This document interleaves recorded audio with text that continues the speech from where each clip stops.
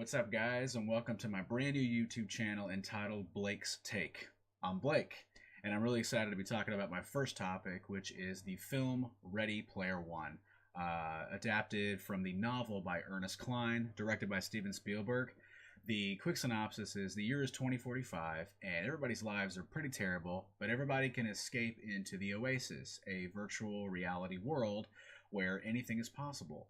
Now, on the passing of the creator of the Oasis, a contest is opened up to where whoever wins this contest gets control of the entire Oasis, and thus the adventure ensues.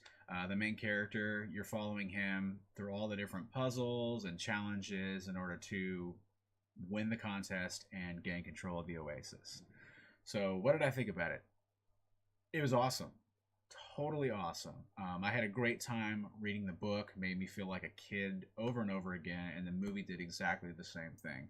So what I will say, though, for those of you that have read the book and are going to go see the film, there are some differences. You got to think about it. If you make a movie out of the book, it's going to be like a 6-hour. If you're going to get everything in, it's going to be like a 6-hour movie, and you just can't do it. So luckily, the Ernest Cline who wrote the book also helped with the screenplay for the film. So even though there are some changes, it still very much feels like Ready Player One, and man, it was awesome. So the film just made me feel like a kid again, and it's cool because there are so many pop culture references that you're basically going, oh, that's from that. That's from that. Oh, that's from that. And actually, a few times I had to like pull myself away from doing that so much and be like, wait a minute, I gotta stop looking at all these references and actually watch the film here.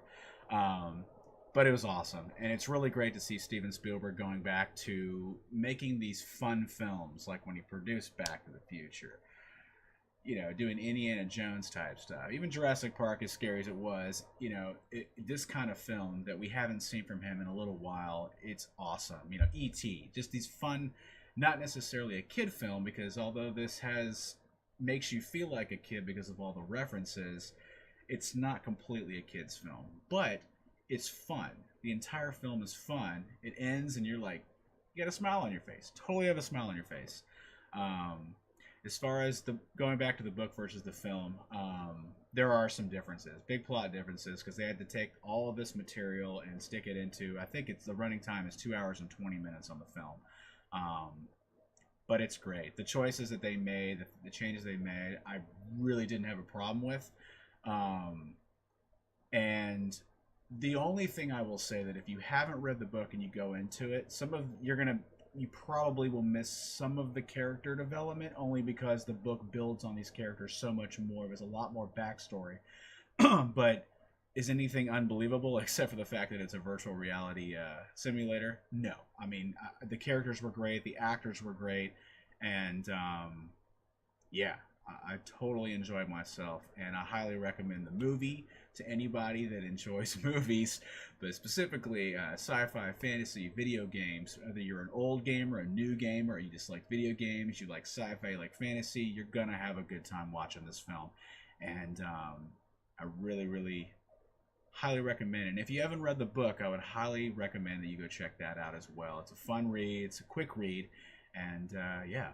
The last thing I will say is that Alan Silvestri wrote the score to this, and it was a nice addition to this film because it very much had that feel like when he scored Back to the Future. It matched the fun of the film itself. So I just want to put that out there.